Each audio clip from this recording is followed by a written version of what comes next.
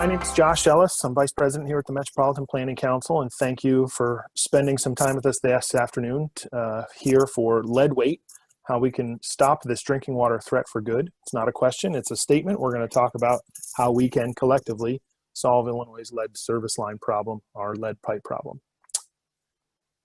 Again, my name is Josh Ellis from the Metropolitan Planning Council. And for years, we have been working with many partners, some of whom are on the panel today, some of whom are on the call, on lead pipe solutions. One of those partners is Current, and today's program is part of Chicago Water Week. If you are interested in learning more about Chicago Water Week and any of the other many events that are going on over the next few days, the website is here, currentwater.org, and we'll put it in the chat window as well. And thank you to Elena and her team at Current for organizing all of the great events that are going on here this week. Just some housekeeping notes. We have several speakers here on a panel, and then we'll be doing some question and answer when we're done. We have a couple of key partners who have questions ready for us, and we'll be jumping in as soon as our panelists are done. But then there will be also time for questions from the audience. Use the Q&A function. If you hover your cursor at the top of your screen, you should see Q&A. It's either the top or bottom, depending on your computer. You should see Q&A. Put your questions in there, not in the chat, in order to submit. The webinar is being recorded, and we will send everyone who registered, whether they made it or not, we'll send the link to them as well as a link to a Chicago Water Week survey in about a week. Our speakers today, in order: Lindsay McCormick from the Environmental Defense Fund to give us some national context on lead service lines. Andrea Cheng from the Department of Water Management here in the city of Chicago to talk about efforts past and future to address lead service lines. And then very fortunate to have both Representative Lamont Robinson and Senator Heather Staines from the Illinois General Assembly to talk about legislative efforts to have a statewide solution for lead pipes across Illinois, not only in Chicago. What are we talking about when we talk about lead lines? Just to be clear, this image you see depicts essentially how the water gets into your average home. You see that the utility pipe under the street most of the time does not have lead. That's not really what we're talking about when we talk about lead pipes. We're talking about the service line that connects from the water main to the property. And there's always a point at which that line stops being the property of the utility and starts being the property of that property owner. The trick with lead service lines is lead can be on either side, and you need a full solution. You need the whole line removed in order to really get the benefits. And then, even once we undertake the massive undertaking that is lead service line replacement, we still have lead in fixtures and other forms of exposure in addition to paint and soil that need to be addressed. Lead is a major environmental and public health problem with a variety of ways we're exposed to it, and lead pipes is one of those ways. It's a big problem throughout Illinois. I'm not going to cover this too much just because I know some of our other speakers will. We are pretty sure we have at least 686,000 throughout the state, certainly some in Chicago, many in Chicago, but many elsewhere, and we could have as many as 1 million.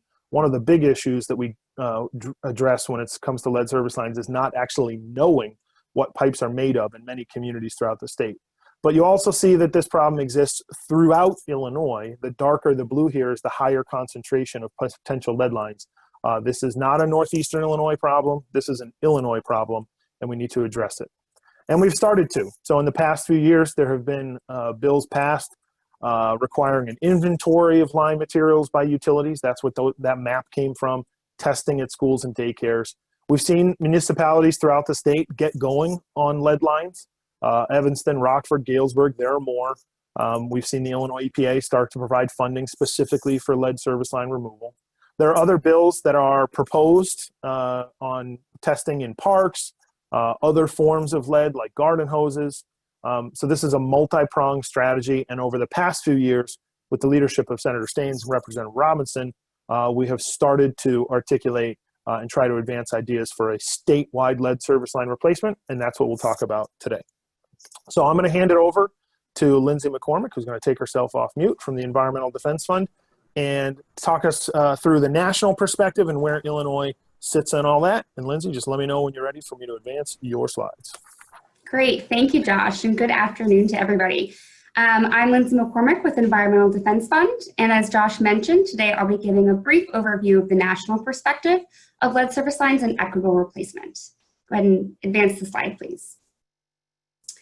So lead is a potent neurotoxin that can have lifelong health impacts. And as you may know, no safe level of lead has been identified, even at low levels that can harm children's brain development, contributing to impacts like behavioral problems and lower IQ.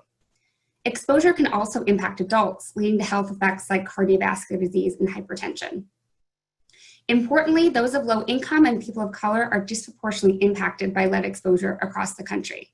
And while our topic today is lead pipes, it's also important to recognize there are other sources of lead, as Josh briefly mentioned, including lead-based paint, soil and dust, as well as food and consumer products. Next slide, please.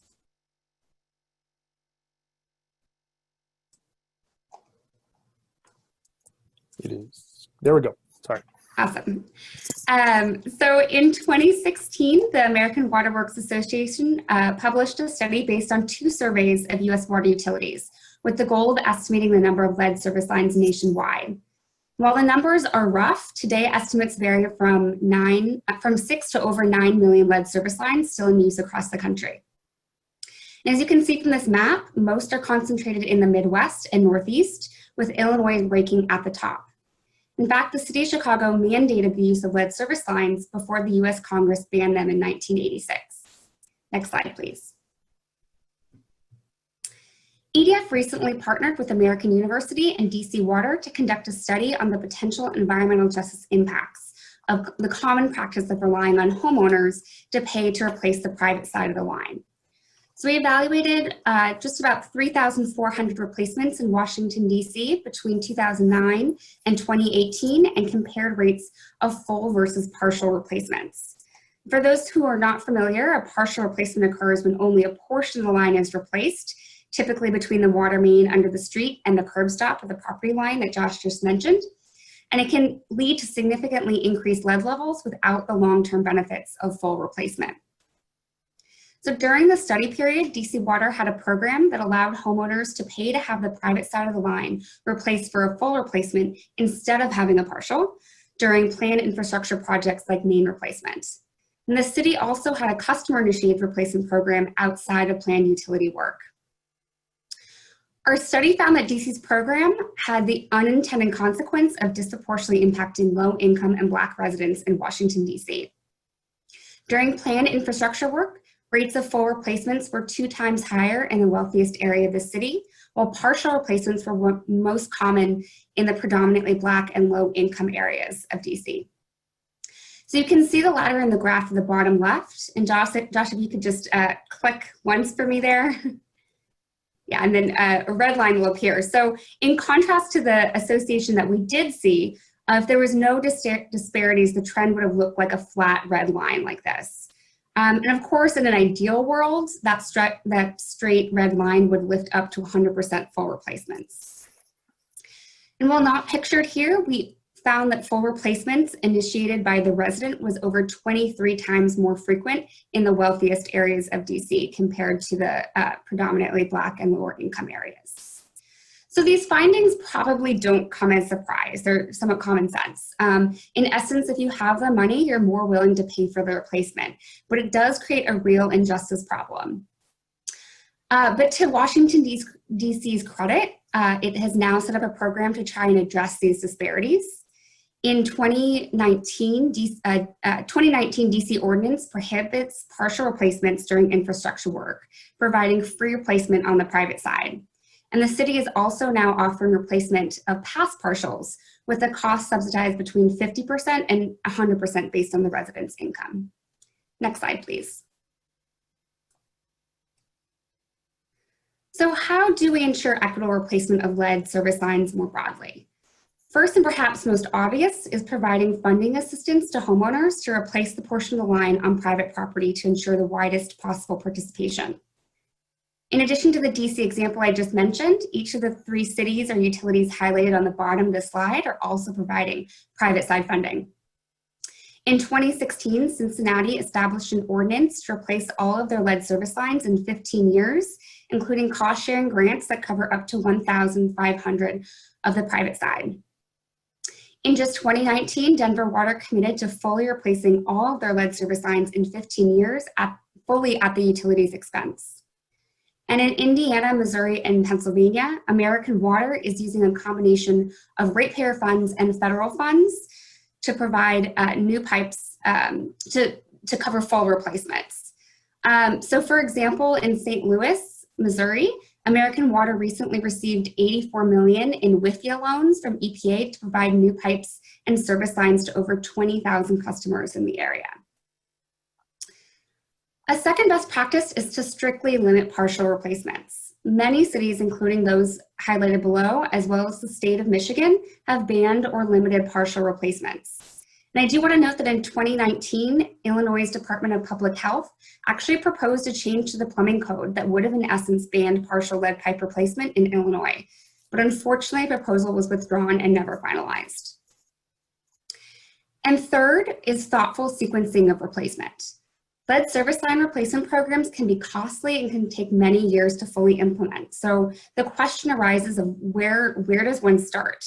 And often one of the answers is cost efficiency.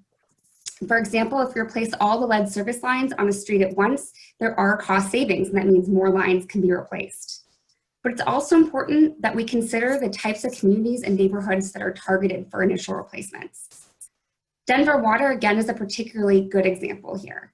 Its program takes into consideration factors like the odds of lead poisoning in the neighborhood, as well as areas under the federal poverty level in prioritizing their replacement sequence. And in the meantime, Denver is providing all residents that have a lead service line or a suspected lead service line with filters and replacements until their line is replaced, and then 6 months thereafter. So next slide, please.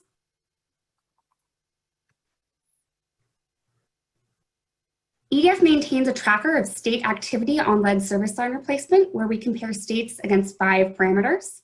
And here on this slide, I've highlighted just the Midwest states for comparison, but you can see the full list at the link below.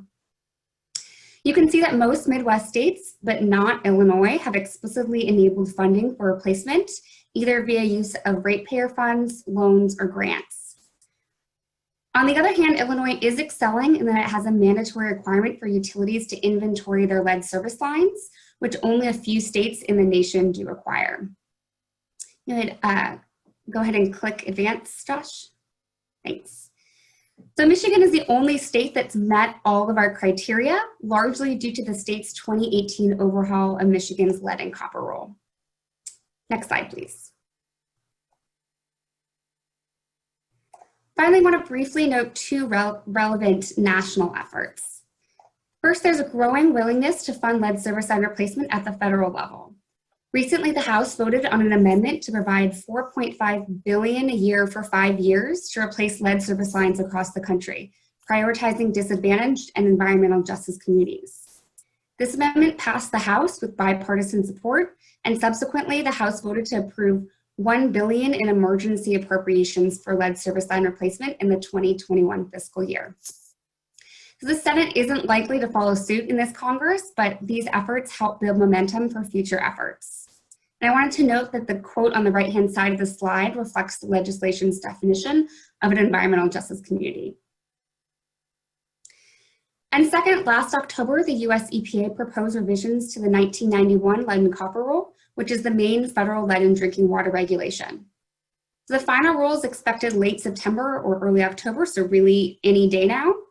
And if the final rule retains the flaws of the proposal, we'll be seeing a rule that does not mandate full replacement and institutionalizes the idea that the property owners must pay to replace on private property, essentially placing the financial burden on the homeowner. It would also continue to allow for partial replacements during utility-initiated infrastructure improvements. So we'll, of course, have to wait and see what's in the final rule. All right, thanks, Josh. Back to you. Thank you very much, Lindsay. Great overview. Andrea Cheng from the city's Department of Water Management is going to join us next so she can take herself off of video and audio mute. I would note, as she's getting ready to go, We have had several folks posting questions in the Q&A box, as well as Alan. Love that you're here, posting multiple questions. Keep going. The more questions, the better, and we will do our best to address them all when we get through the panel. With that, Andrea, take it away. Just let me know when you're ready for me to advance your slides. Sure. Thank you, Josh. And thank you so much for having me here today. We appreciate the opportunity to discuss our programs with all of you. So Josh, if you can advance the slide, thank you. Just to reiterate, I know it's in a couple of different slides, but the city does have approximately 389,900 lead service lines, or 400,000 as we've just been saying. And, you know, I think everyone understands it's partial city responsibility, partial private side responsibility. So despite that, though, we are actually below the EPA lead action limit. 90% of our samples are below 15 parts per billion. Specifically, we're at 9.1 parts per billion. But we know we can't rest on our laurels, and we know that that's lead service line replacement is the right thing to do. And so, you know, I'm going to talk about our lead service line replacement program here, but I did also want to provide a little bit of data because we have a tremendous amount of lead data here in Chicago. We've been very proactive. Actually, we've been doing research since the 1970s. And so I want to make sure that everyone knows that that's available, and that, you know, we try and make decisions here in Chicago based on data. And so having that data is really critical to making the best and most informed decisions on programs like lead service line replacement. And just to remind everybody too, that, you know, they only made lead up to 2 inches in diameter. So that means it's mostly our single family and 2 flats. So in Chicago, that means our residential areas. We don't see a lot of lead services downtown where the services are very large. We do see them in our residential neighborhoods. And it's pretty ubiquitous. It's a very common in residential neighborhoods in Chicago. If you can advance the slide, Josh. A little bit about our testing programs. Of course, like everyone else, we are required to perform testing for the lead and copper rule, EPA's rule. We're on reduced monitoring, so we do 50 homes every 3 years. We also have been doing what we call full profiles. So instead of just taking a first liter of water sample, we do 10 liters, 12 liters, as the case may be, every quarter on a specific number of homes to kind of look at it over time and look at that variability. What we see is there's a lot of variability, even when the same house taken a few months apart, you can get completely different profiles. So lead is tricky.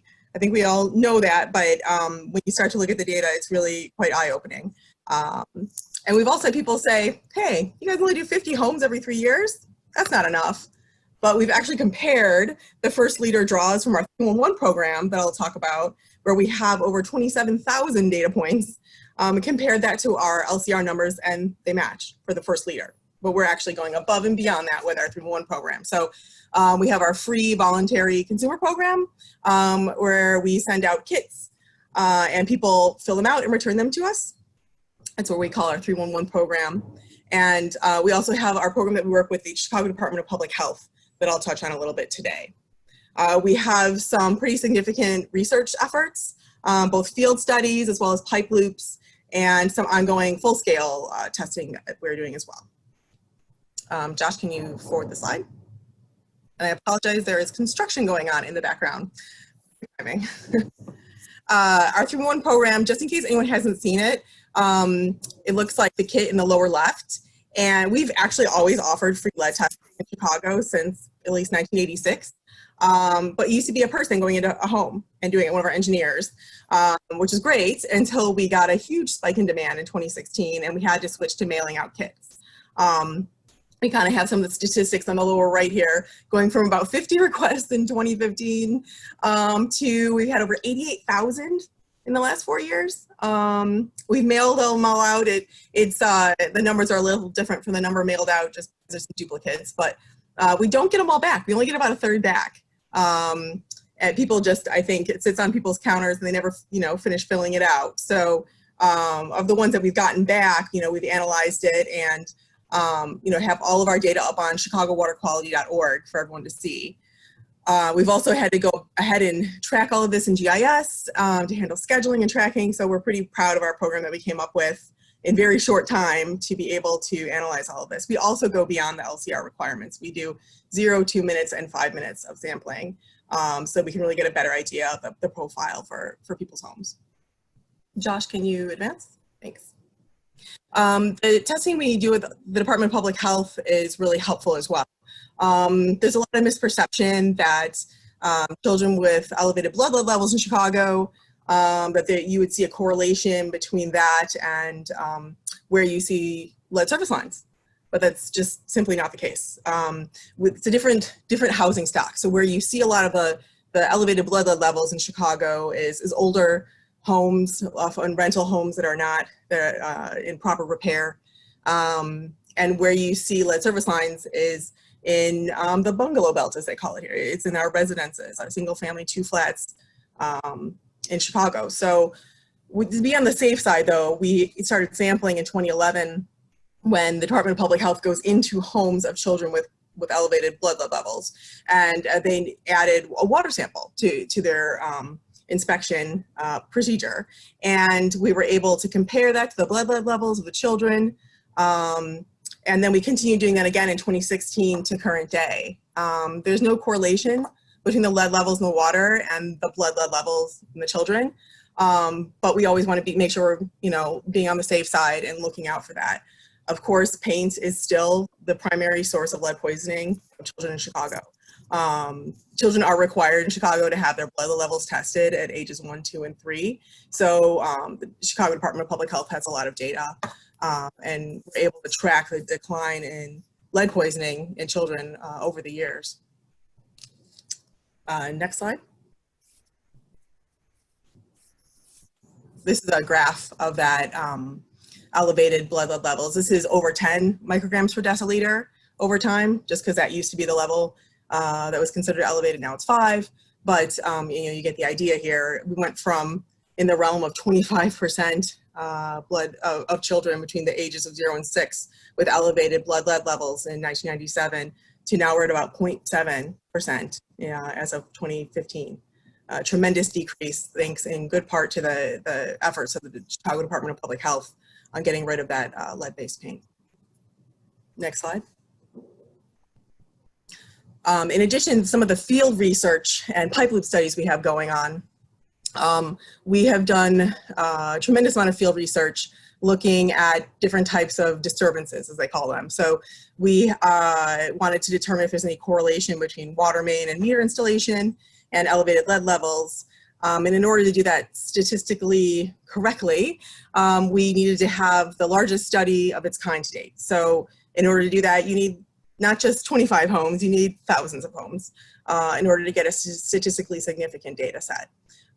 So we're on our way to doing that. We have before and after sampling, after water main replacement, after water meter installation, and also now after before and after ultrasonic water meter installation. Just to remind everybody, Chicago is not fully metered. So when we say meter installation, we don't mean a change out of one meter to another. We mean we're cutting pipe and installing a meter for the first time. And of course, in Chicago, like most utilities, our water main replacement is prioritized by age of the main, break history, material type, any coordination efforts. We have a priority list of how we figure out which water mains are done, and all of those are offered the opportunity to participate in this study. We also have our in-plant research studies. We've done bench scale studies, we have pipe loop studies, and full-scale research studies. So pipe loop, for those who aren't familiar, is where you take a lead service line out of the ground, one that was in use, and you put it into a rig so that the water flows through it, sort of a serpentine pattern, and you can mock up what it would be like in the field to have water flowing through a lead service line, except you can control the variables. You can control the temperature, you can control the velocity. So you're able to look at one variable at a time. And we're using that to test the impact of switching from blended phosphate, which is what we currently use for corrosion control, to what we call orthophosphate. And we're looking to see if that further optimizes our corrosion control, because we're always looking to see if there's anything that we can do to make sure that we're minimizing impact of lead in the distribution system. Next slide.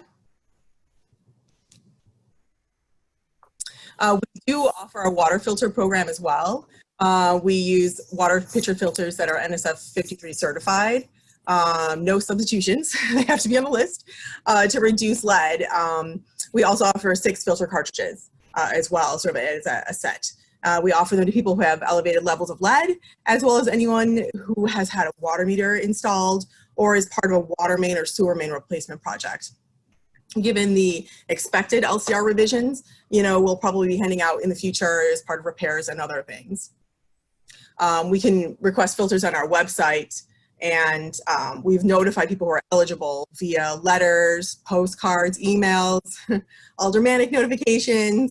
We've really tried to get the word out there, and we've actually distributed over 60,000 filter sets since December of 2018. Can you advance the slide? And we have our case study here, looking at lead by ward. We have here on this graph the percent of the returned lead test kits that are over 15 parts per billion. And by that, I mean any of the 3 bottles that we include in the kit, not just the first liter, versus the ward numbers. And you can kind of see there's not any one ward that's better or worse than another, other than downtown, which is at the very far end here. But there's really, it's all big things. Really, where you see residential neighborhoods, you have very consistent numbers of percent of exceedance. Because really, it's, anywhere that you have residences that are single family, 2-flex, you're going to have smaller service lines that are going to tend to be made of lead. Next slide. So looking at our lead service line replacement project, I think that the goal here, we're all kind of trying to get rid of lead service lines. We're all kind of approaching it from different ways, but the main plan here is replacing all of the 389,900 lead service lines in Chicago, and exploring grants and principal forgiveness loans to fund the program and reduce the financial burden on city residents. To that extent, we've come up with 2 phases for our program. The first phase are low cost, high impact programs that we can get out the door right away. And phase 2 is programs that are longer term with the intention of being in compliance with the expected LCR revisions, where lead service line replacement becomes part and parcel to our everyday CIP. And I see questions popping up here. Let me see if I get it kind of blocking my slide. The equity program is the first of our phase 1, which we have CDBG grants that are funding. We also have our homeowner initiated lead service line replacement program, as well as a block level lead service line replacement program alongside water main replacement, a pilot of that. The nice thing about Chicago is that unlike other cities that have had exceedances and had to rush to get this program going, we have the opportunity to plan this wisely. We can use what we learned from phase 1 to plan for phase 2. We're in compliance with state and federal lead regulations. Our water is safe. So we have the opportunity to prioritize our dollars for people who we think will be most impacted by lead service lines, and learn from our first programs while we ramp up into phase 2. Next slide. And I just want to talk a little bit about our equity lead service line replacement program. I have some other slides here. Feel free to take a look at after the presentation, but in this, for the sake of time, I'll really focus on this one. It's, an equity program is really fairly unique to Chicago. We'll be providing full lead service line replacement, so private side and public side, for low-income homeowners that have tested over 15 parts per billion. So we're focusing on low-income neighborhoods, although people have to self-qualify individually, but we're really trying to focus on areas that are also low-income as a neighborhood as well. The city cost is expected to be $20,000 to $26,000 per full lead service line replacement. I know that is higher than what some other communities have seen, but we are expecting to have to bring our private drains up to code as part of this, as well as pay for restoration which is significant in an urban environment such as ourselves. We do have, as I mentioned, CDBG funds for this for 2021, and we expect to fund this annually. For 2021, we have $15 million, which we think will get us between 400 and 800 lead service line replacements per year.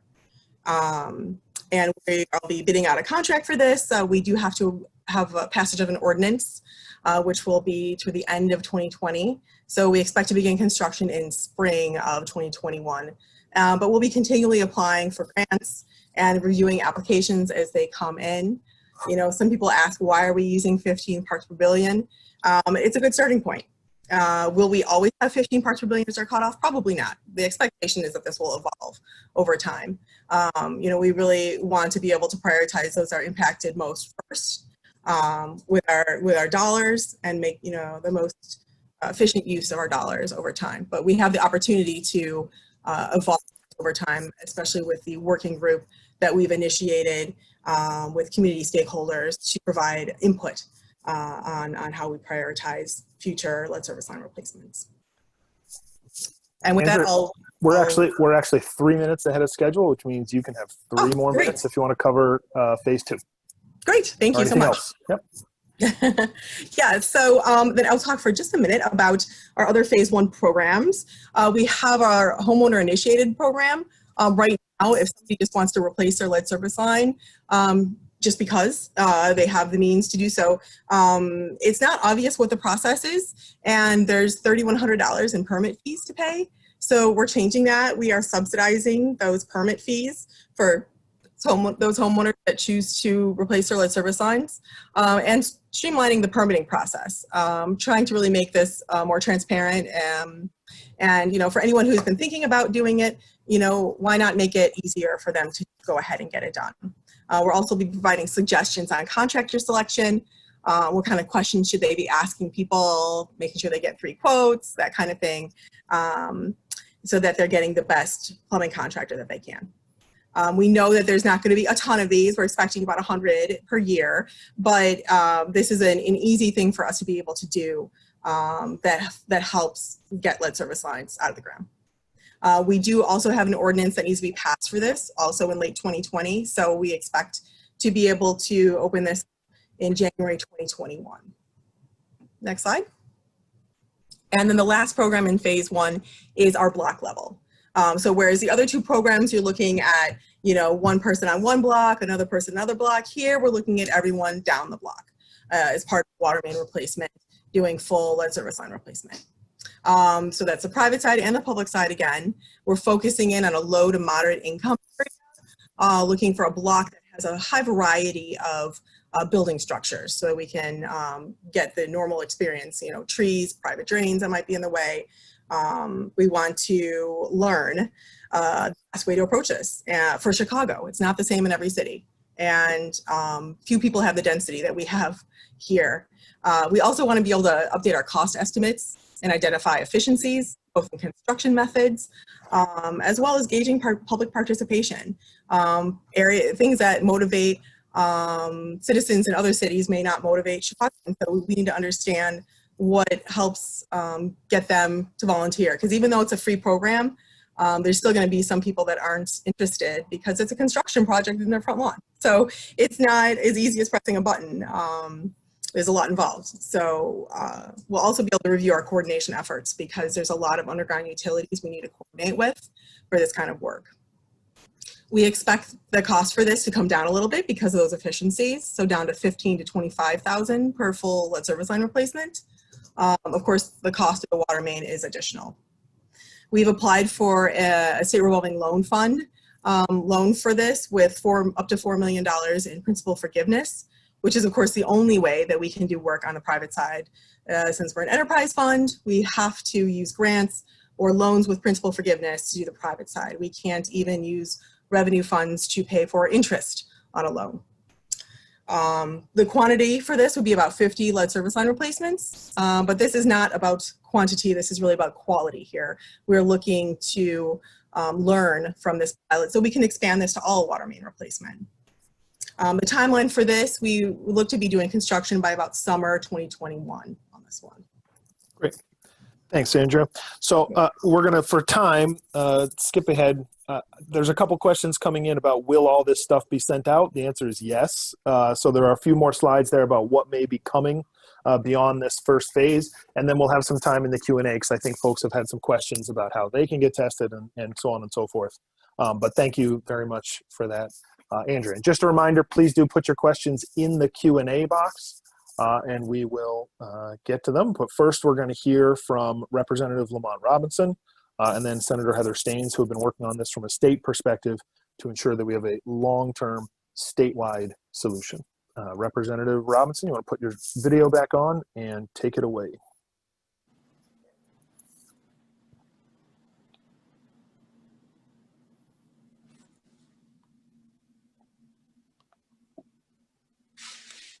Good morning. Can you see me? We cannot see you. Okay. We can hear you. You have to disable me or allow me to. Okay. All right. We'll figure that out on our end. You can start talking and we'll figure out the video. There we go. Good afternoon, Lamont Robinson. I represent the 5th District in the Illinois General Assembly.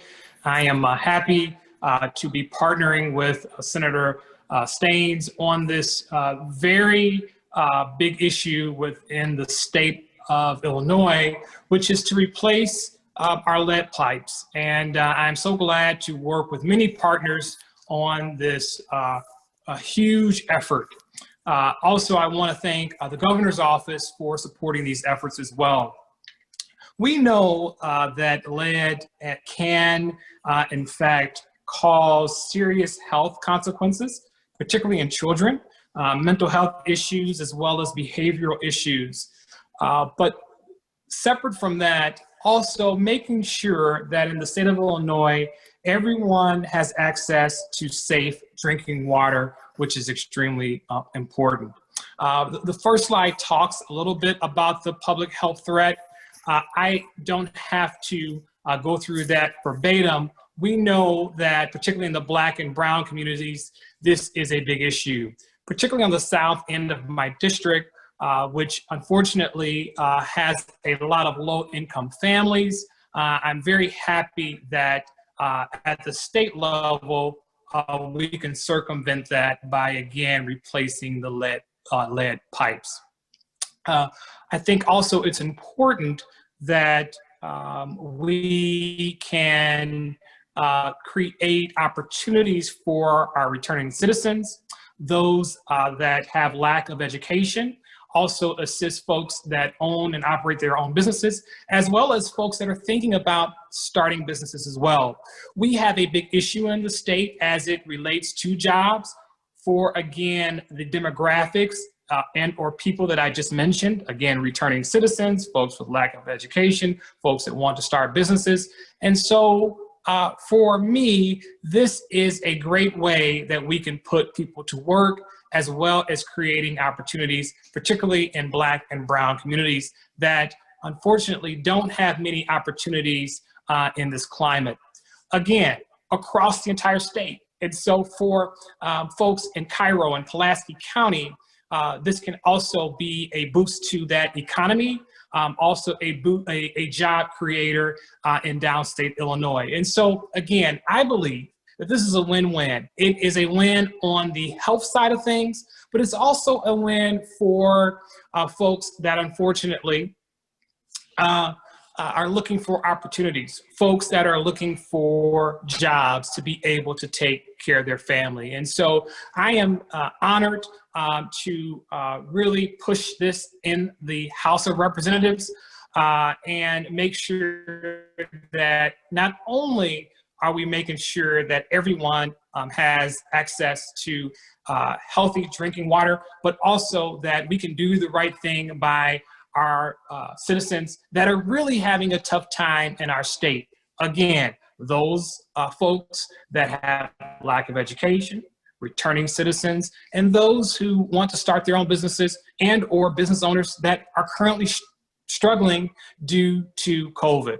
So again, I'm honored to be the representative in the House that is pushing this forth.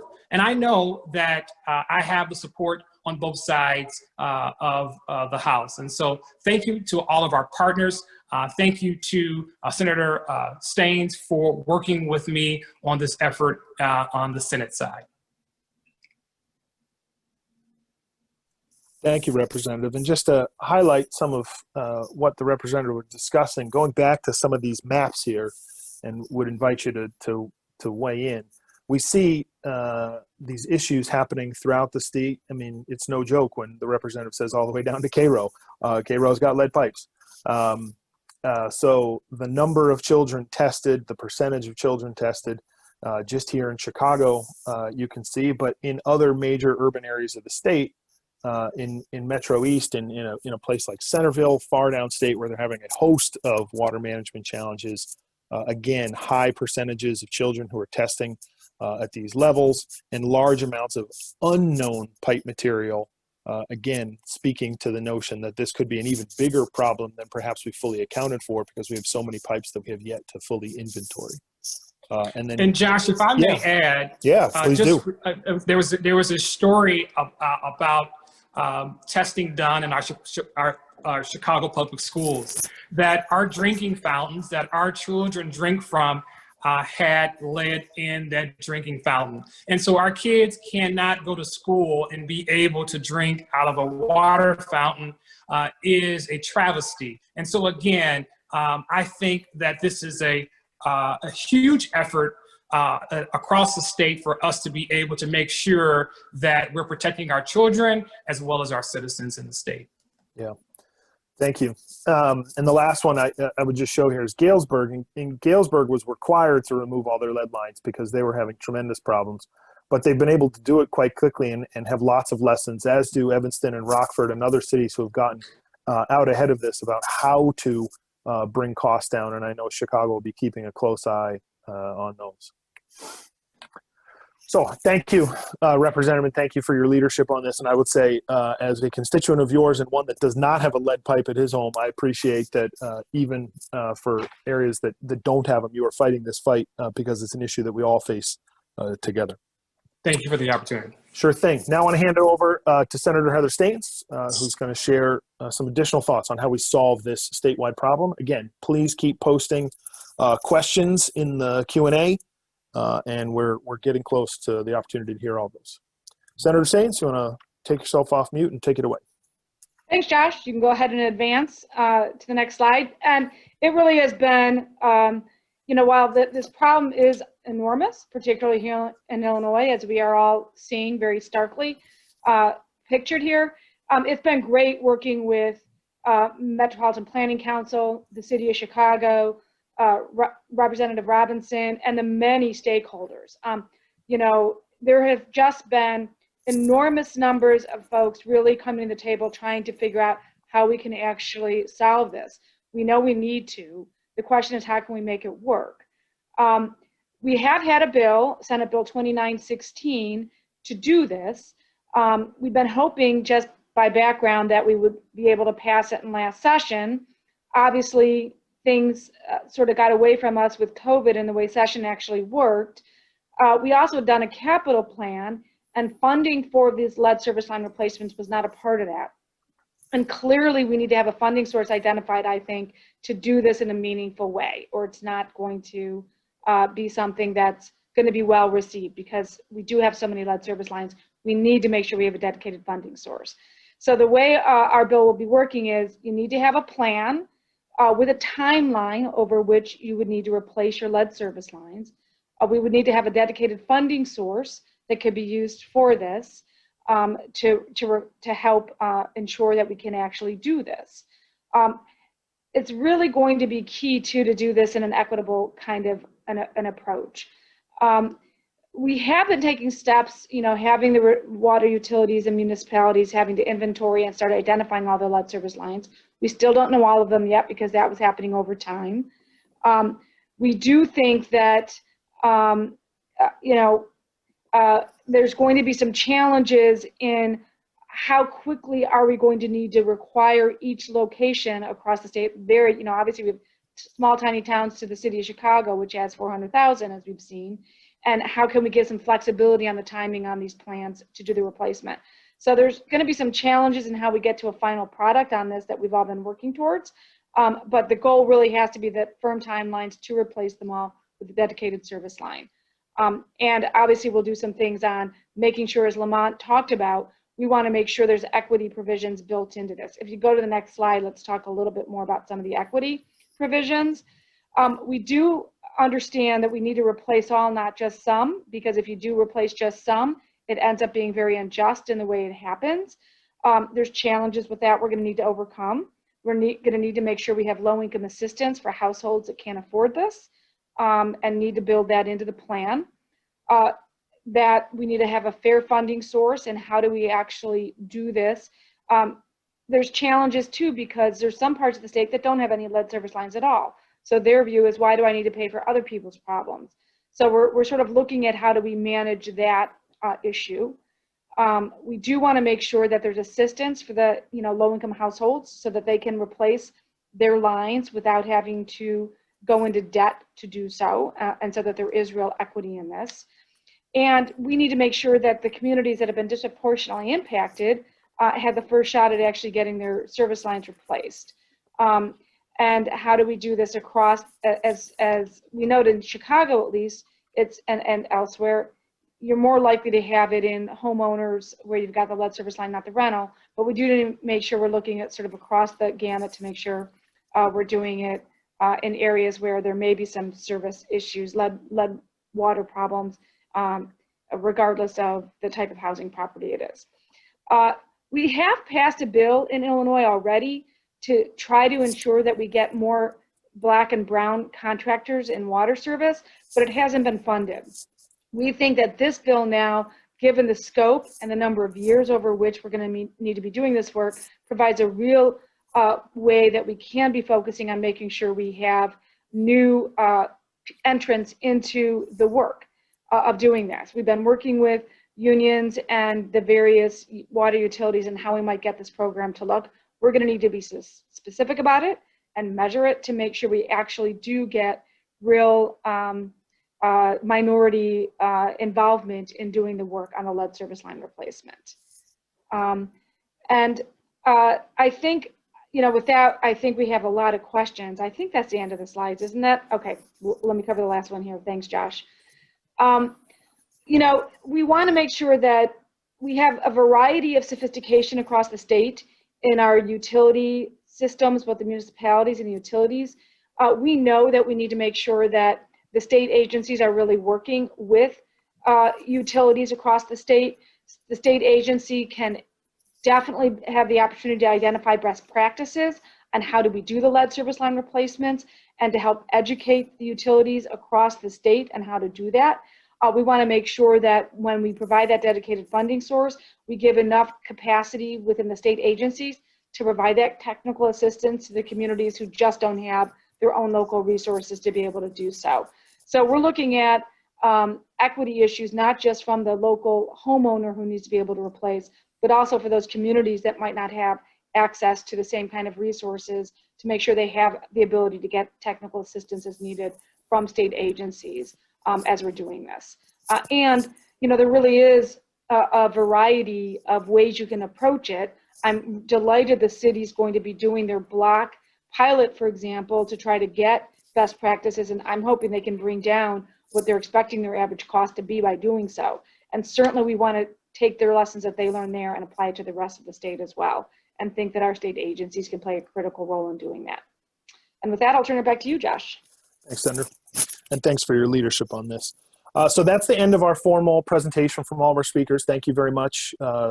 Success is succinct, and you guys were all very succinct, so I appreciate that. And now we have a lot of time for Q&A.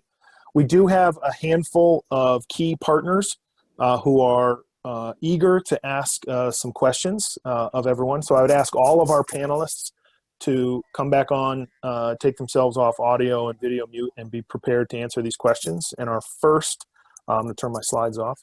Our first critical partner is Naomi Davis from the Black Chicago Water Council and Blacks in Green with a question for our panelists. Naomi, hello. Greetings. Fire away.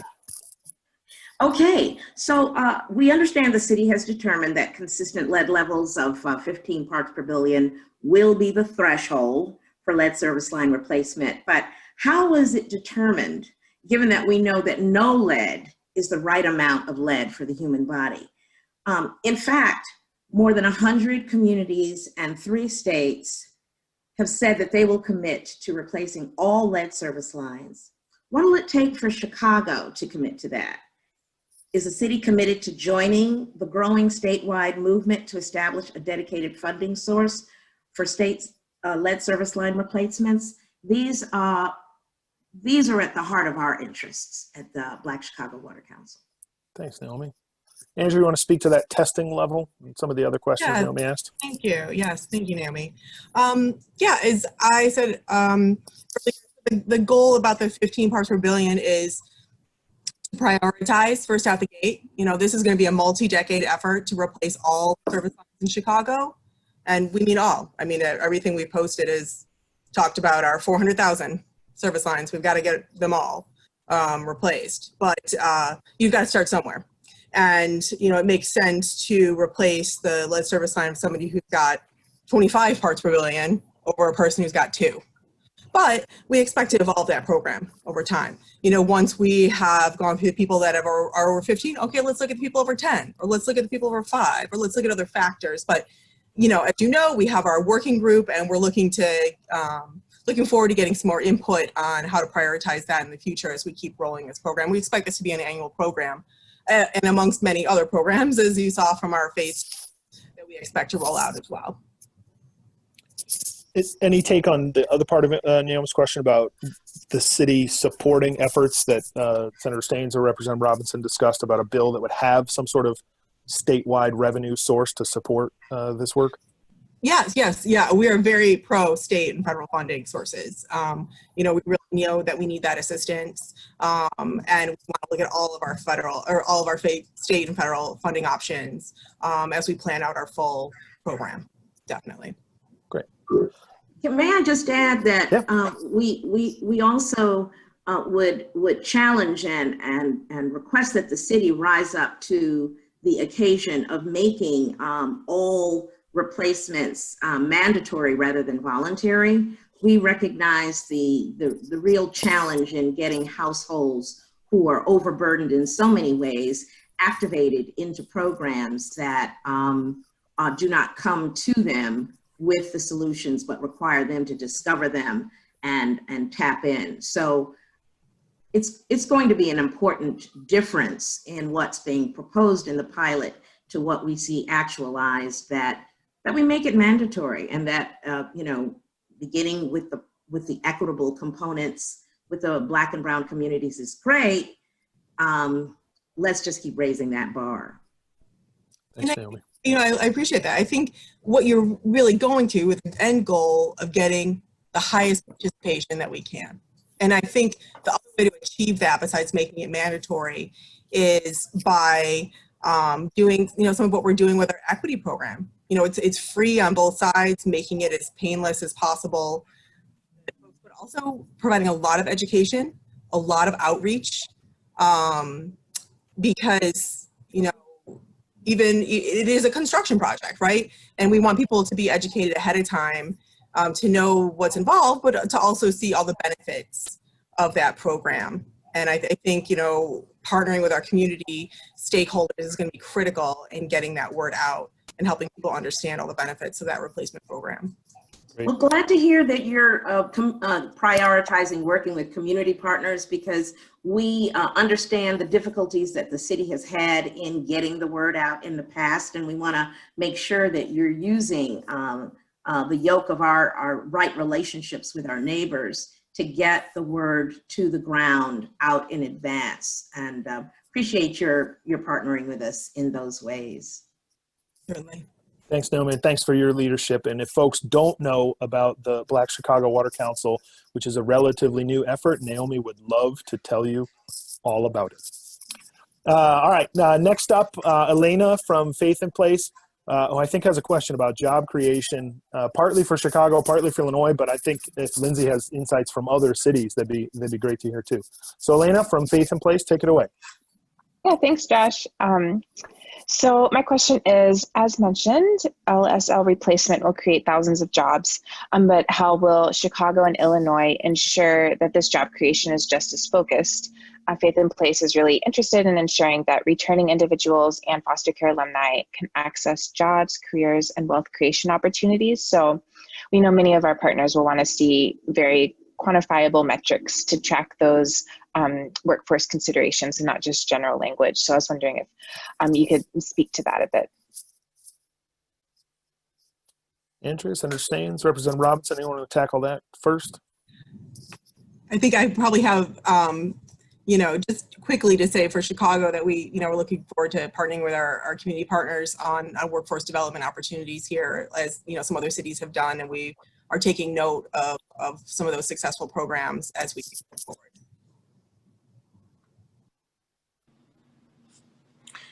I would like to say thank you for the question, and also thank you for all of the hard work that your organization has been doing. I know that that Senator Staines and I, we need partners like you to help us make sure that we're doing this correctly, particularly for those returning citizens, and also to make sure that we hit the mark as it relates to minority-owned businesses. And so I will ask that you help us make sure that we do right by those groups.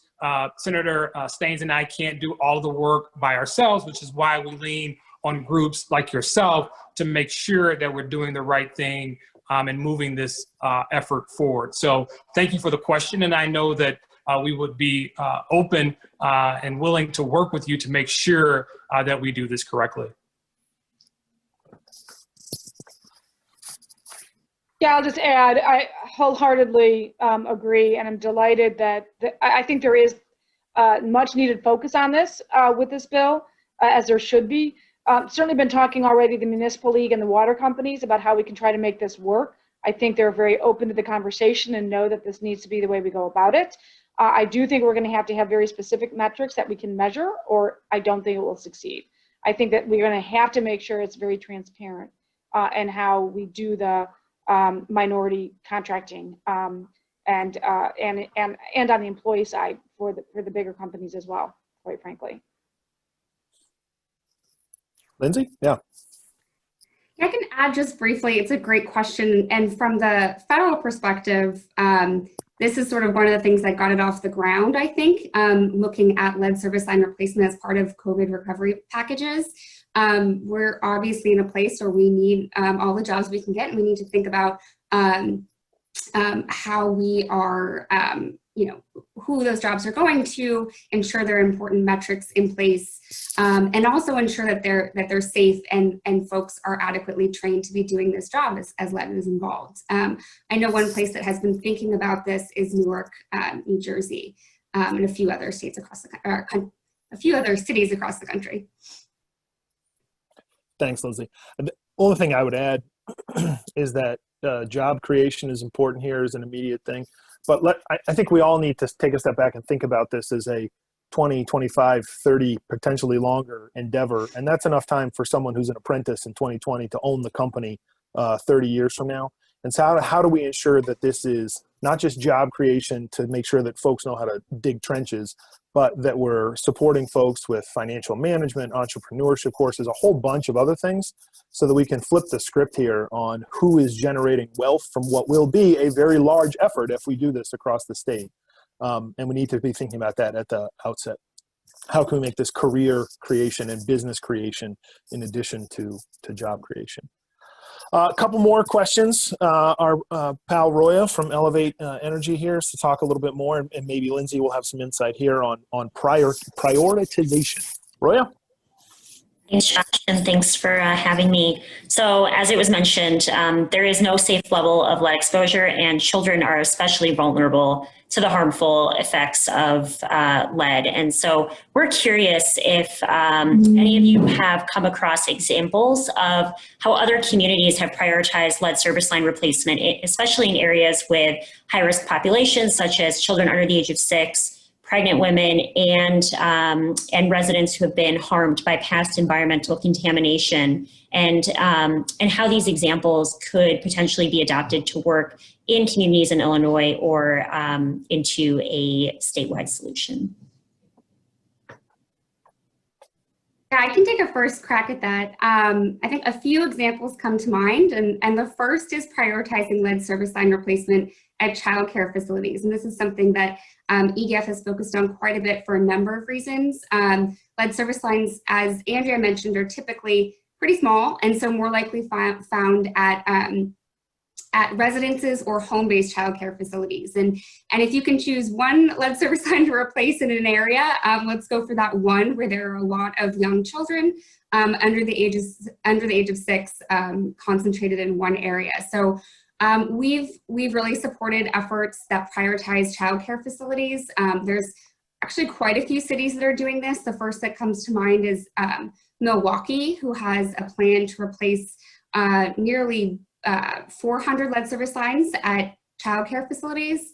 Denver is another city that's doing it, and I think I mentioned that earlier, as well as Cincinnati and a handful of others. So that's a really important place to start. I think it's something that, for example, Chicago's program might consider or might be considered in legislation as well.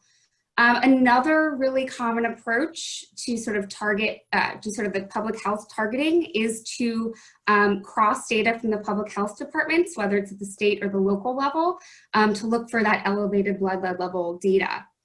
So, targeting where there already is a high density of children that have elevated blood levels is important, just to minimize the impact that they have. And I do want to put out one word of caution on the elevated blood lead level, too many L's there, elevated blood lead level data, because typically what happens is that is not, that data isn't collected till at least 1 year, to often 2 years of age. And at that point, we really are talking about paint, because children are crawling on the ground. They have the hand-to-mouth behavior, where they're getting lead dust, they're consuming lead dust. But a really important population are those formula-fed infants. And we're really not capturing that with our testing data to date. So I just wanted to put out that word of caution. We're looking at elevated blood levels, although it is, of course, helpful and important to still take it into consideration when prioritizing replacement. And I'll stop there and see if somebody else wants to jump in. I want to use this for a friendly addendum to the question, because we're getting lots of questions in the Q&A, which is great. Many of which are about what's been going on with schools this entire time. School buildings have been closed here. We've heard about testing from sinks and faucets and other fixtures in schools. Andrew, do you know, and is Department of Water Management part of anything going on in Chicago in schools right now, taking advantage of the fact maybe that kids are not in the schools to replace some of these fixtures? What's going on with testing? What is the state of affairs with lead in pipes or fixtures at schools right now in Chicago?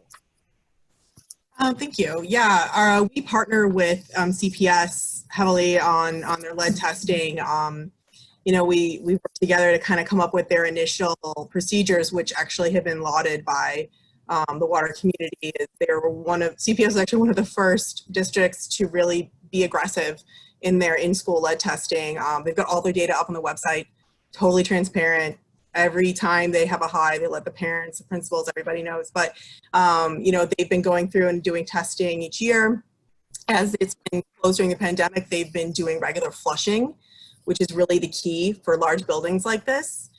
They found over and over again that the fountains that had the highest lead were the ones that, as we call them, were the ugly, fountains. My kids would say that those are the ones that, like, oh, we don't want to use that fountain. It's the one that's like maybe in a spot that is inconvenient to use, or it's like stuck in a janitor's closet or something like that. And those are the ones that are going to have the highest lead because they're not being used. That metal is just sitting there corroding. So what they found is that flushing is key. Regular flushing of the whole building. And so they have some auto flushers, they have some programs. But basically during the pandemic, they've been very proactive about making sure they keep up with those so that when we do return to school, we're ready. Thanks, Andrew. Which is a great plug. Our next question comes from Jeremy Orr at the Natural Resources Defense Council. who's going to share some commentary on the lead and copper rule. But I would also note that tomorrow, NRDC has an event on safe schools and what's been going on in Michigan, at least with lead in schools, which I'll have a slide about later. Jeremy, take it away. Thanks for joining us today. Yeah, oh, thanks, Josh. Thanks for having me. So as you all may have seen on Sunday, the New York Times released a story, looking at the shortcomings of the upcoming, lead and copper rule after gaining access to a final draft copy, with the draft failing to address, these critical areas of safe drinking water and public health, including, it didn't, implement a ban on partials. The rule doesn't set an MCL, and it keeps the lead action level at 15 parts per billion. Kind of have a two-part question for the city as well as, state action. So at the city level, what additional steps, is the city of Chicago looking to be taking, now that, we realize there are these shortcomings in the upcoming, federal lead and copper rule.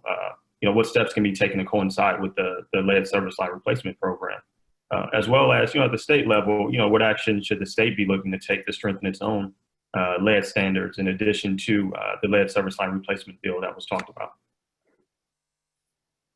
Oh, thank you, Jeremy. Yeah, so we, part of our phase 2 is coming up with a plan to comply with all of the lead and copper rule changes, so that it's part of our everyday business. Lead service line replacement. We, don't have a copy of the final draft yet. Wish we did. Can't wait for it to come out. So we saw, previous drafts and we have some idea, but we plan to be in compliance with all those rules. How we can most efficiently be in compliance is what we're trying to figure out, but we do plan to comply with all the regulations that'll be put forth there. I would add at the state level, I certainly think in the bill, one of the things we have to address is, requiring the full replacement, not doing the partials, regardless of what happens there. That's certainly going to be the goal. We haven't passed it yet, so Lamont and I are going to have to be working very hard along with all of our partners on this. I will say the Department of Public Health did at least lower the lead requirements of what you find in your elevated blood level, so that kids that have it at lower levels than what we'd had originally are eligible for getting services that are paid for by the state. So we've been trying to address things on that side of things. I'm not sure whether or not we'll try to change that 15 parts rather than just continue down the path of requiring all lead service lines to be replaced fully.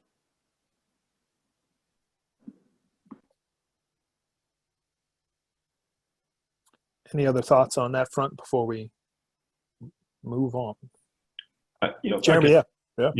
Just follow up with Andrew. So I understand the come in full compliance with whatever the rule may be, but in the event that, as many of us expect, the rule's going to fall short in so many areas, has there been conversations within the city to say, okay, we expect we'll need to step up and strengthen our own local rules in that regard? Is there, conversations or expectations that will be necessary? It's hard to say without seeing the final rule yet. I mean, I think we want to do the right thing, but let's see what the rule says first. Okay. Thanks, Jeremy, and thanks for your leadership on this. And again, we'll have a slide on NRDC's event coming up at the tail end. What I'm going to attempt to do, because we have 49 questions in our Q&A, I'm going to attempt to consolidate some into some larger themes and touch on a couple of points. So there's a handful of questions here that are about how do you figure out if you have a lead pipe? And I want to extend that out. One, I'm interested to know, if you are an individual homeowner, short of digging it up, is there a way to figure out if you have a lead pipe, whether in Chicago or anywhere else? Two, for utilities that do not know where their lead pipes are, we have seen some tools come out of Michigan, diagnostics efforts to figure out with a high degree of certainty where pipes are. So what is Chicago, or what are we seeing in other places about how, at the utility scale, we're determining where lead pipes actually are? So from the individual to the utility scale, how do we figure out if you actually have a lead pipe at any given property?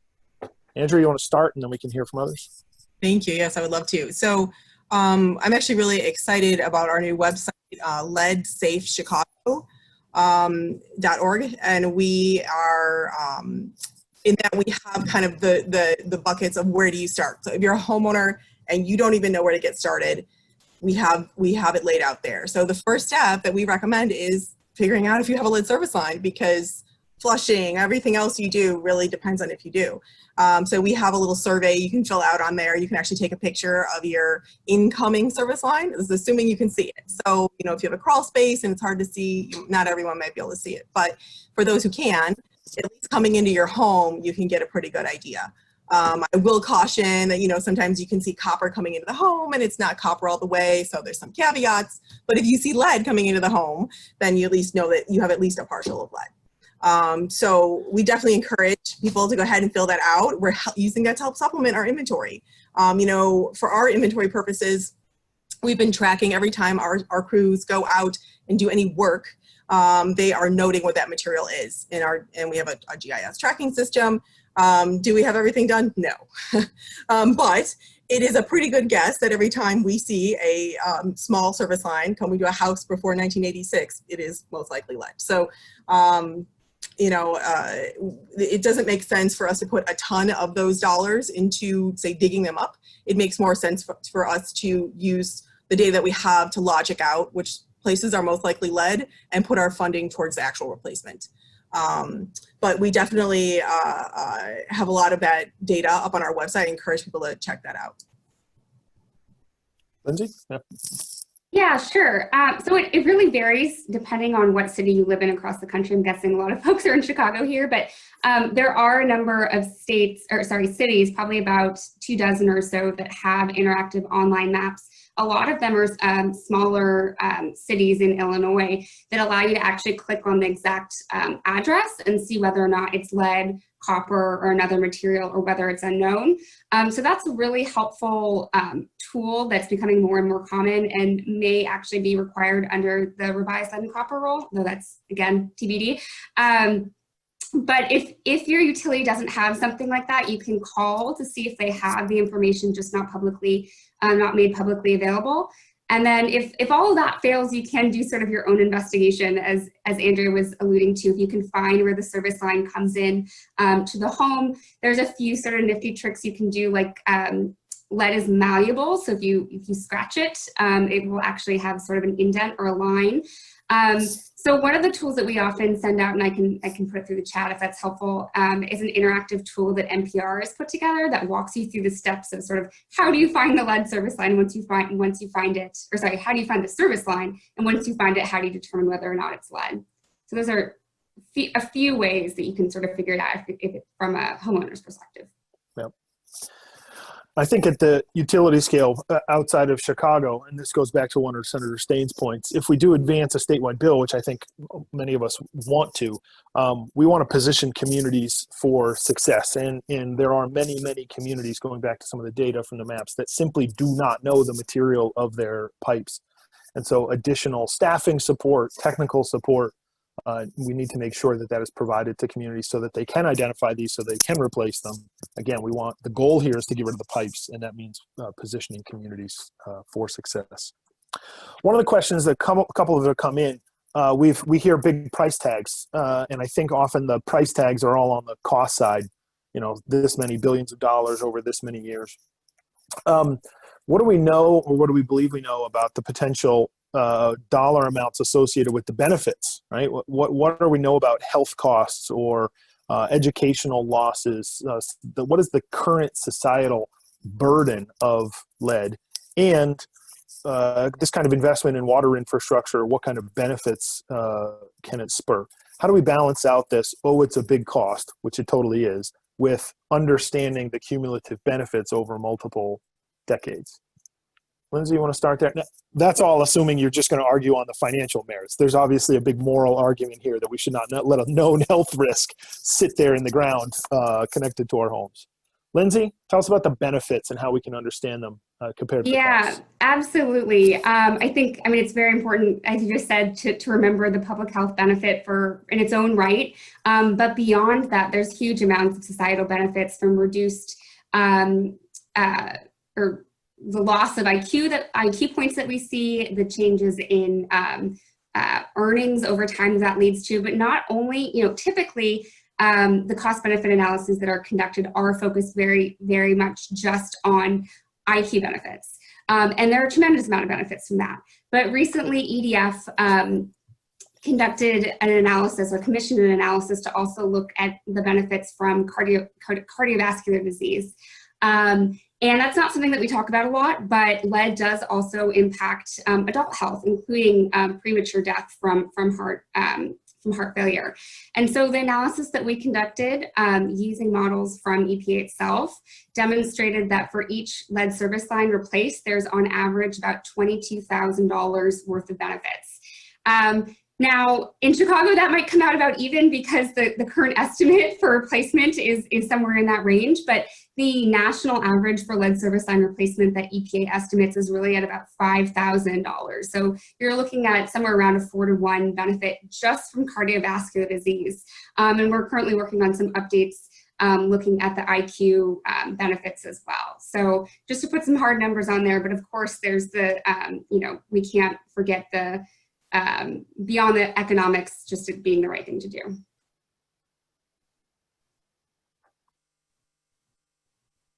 Thanks. A couple questions in here about, I think they go back to some of the senators and representatives' comments about this being the moment. If this is a public health issue, if this is known, if it is statewide, why do we think that there has been resistance or a lack of action on a statewide solution? And how is this year, with whether it's a veto session, which is coming together here in a few weeks, or if it's next spring, what do we feel like makes this the right moment in Illinois, looking at the larger political landscape for action right now across the state? Senator or Representative, either want to talk about the moment we're in Illinois and why this might be the right issue for this time? I'll jump in, and please follow up here with whatever I miss, Representative. I think on a couple different levels. I think one is why we have not had the moment to date was we did not have a funding source, quite frankly. And I think it's really hard to pass these mandatory requirements on replacing all the lead service lines if we don't also have some sort of a dedicated funding source associated with that. So we've been having a lot of discussions on how to make that work. But in terms of moment in time, I think with what we've seen from the COVID pandemic, with what we've seen from George Floyd and the aftermath, I think there's lots to be said about doing significant work on equity issues. And I think replacing lead service lines has enormous equity associated with it, both in terms of healthcare outcomes and particularly kids that can get impacted by the elevated lead in their blood, and who that disproportionately impacts are brown and black kids, and that we can be building in equity provisions around and should be on the job side on who is getting these employments, which contractors we are subbing with, and those things. So I think the moment in time is to try to weave that into an economic development part of the agenda that I'm hoping we'll see get it woven into with what the Black Caucus has been working on here in Illinois and trying to do on the sort of how do we really address our systemic racist policies in Illinois, that this can become one of the vehicles to help remedy that. I would agree, Senator, and thank you. I think that this particular bill is one of the vehicles to really reshape what's happening at the state level. Look, we saw what happened in Michigan as it relates to clean and healthy water. And this is, again, why I think it's important for us to be able to get in front of it. Also having a governor that gets it, also having a mayor that gets it. And so this is a perfect time to be able to do that. And as the Senator mentioned, COVID, as the Senator mentioned, as it relates to some of the things that we're seeing with Breonna Taylor and George Floyd, and the list goes on and on, this is the time for us to be able to do right by our citizens across the state of Illinois. I also want to say that we know that we have a huge mental health issue in Chicago. We know we have a huge crime issue here in the city of Chicago, and I believe that it could be related to lead. We know that lead that has health consequences, and so again, when we look at crime and violence in Chicago, we have to tackle this in a lot of different ways. We have to tackle this to make sure that all these schools, our kids can go to a water fountain and be able to drink healthy water, being able to go home to a safe environment to be able to drink healthy water, safe water. And so again, I think that all of these things tie into lead, making sure that we protect our children, having a safe environment. And so again, this is the perfect time to be able to push these efforts with all of the things that are going on in our society right now. And so again, that's why I'm honored to work with many of the organizations that have presented to make sure that we get this done, and we get this done correctly. Thank you both. We've had a few questions in about the actual technology of replacement, and it relates to the cost. So hoping here to hear again from Andrea and Lindsay about why Chicago's costs are a bit higher. But I mean, essentially the most expensive thing you can do is dig up the entire pipe only to find out it's not lead.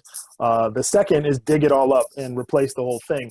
So we've been finding or hearing more and more about alternative technologies that people are suggesting for lead service line replacement, but I'm not sure that we're really seeing them yet. One is essentially pulling some sort of lining through the pipe. Another is a resin that is used in water mains, and so you spray this liquid compound in and it seals to the sides. These are all out there and as suggestions, but just a question about the actual technology here and how these relate to either health outcomes or cost outcomes. What are the options? What are we looking at? And is there a viable replacement for a full trench, full replacement of the entire pipe? Andrea, Lindsay, anybody else?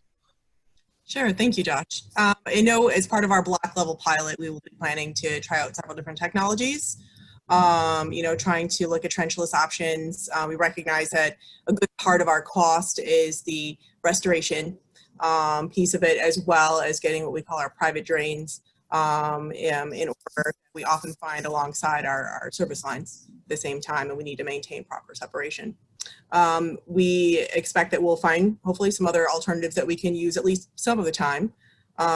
We do have some issues here in Chicago with tree moratoriums that we have to contend with that some other cities may not have. But we do, hope to try out all those different technologies as part of that pilot. We are not looking at lining, mainly because IDPH does not consider that a suitable substitute for removal.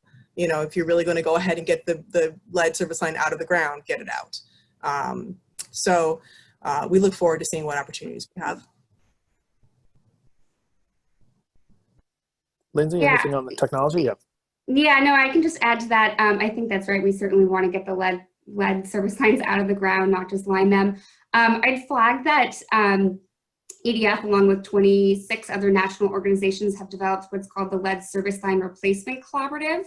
And it's, that includes both environmental NGOs like EDF, but also American Water Works Association and other water utility associations and healthy housing groups. And anyways, we run the gamut of the national groups, and we've put together a toolkit to help with voluntary replacement techniques. And on that website, we've included sort of all the options that are out there in terms of the actual techniques. And again, as Andrew was mentioning, open trench is sort of the conventional approach, but currently the preferred approach is sort of the pipe pulling technique that Josh, you referred to as well. So I would certainly refer people to that website if they want more on the specific techniques, and I can send that along if it's helpful.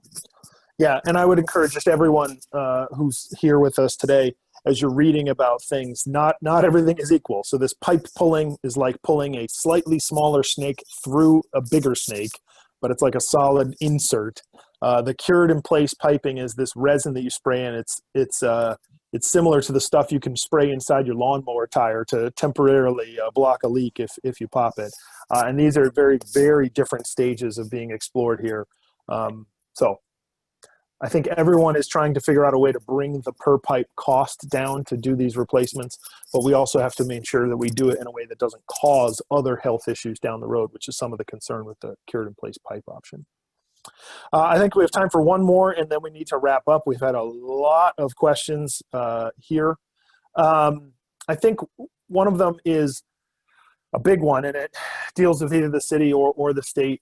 Beyond, mandate that they be replaced, figure out some way to pay for them. Back to some of the justice issues that we've talked about. I mean, are there other ways to repair some past harm, perhaps by asking or requiring for some cost share from property transactions or entities that advocated for lead service lines to be required as long as they were to pay some portion of cost? Is there, I'll use the word reparations, is there a reparations argument here? Because I'll be honest, in the year 2020, most people who currently own a home with lead pipes had nothing to do with that lead pipe being installed in the first place. Are we seeing anything in other places? Are there lessons to be learned from other infrastructure? Is this something to explore in the city or the state, figuring out ways beyond the utility or that current property owner to pay for this solution? Any thoughts?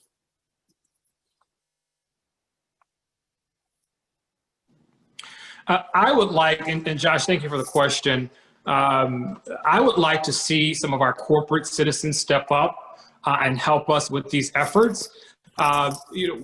We cannot do this alone as a government body or entity.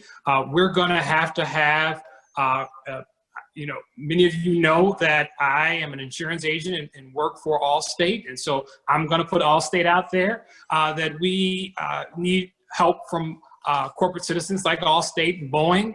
I represent the Loop in the city of Chicago. And so we need our corporate citizens to step up and help us with this effort. Again, this not only is a safety bill that say it's going to save our children, save lives, I think that it also speaks to the fabric of mental health, the fabric of what is going on in our society, particularly in Chicago and other urban communities that are really facing huge violence uptick, which I believe could be a direct connect to our healthy water.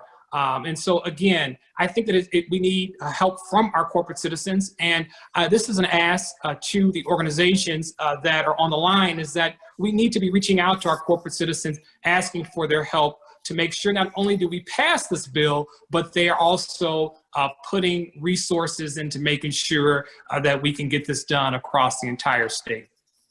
Great. Thank you, Representative.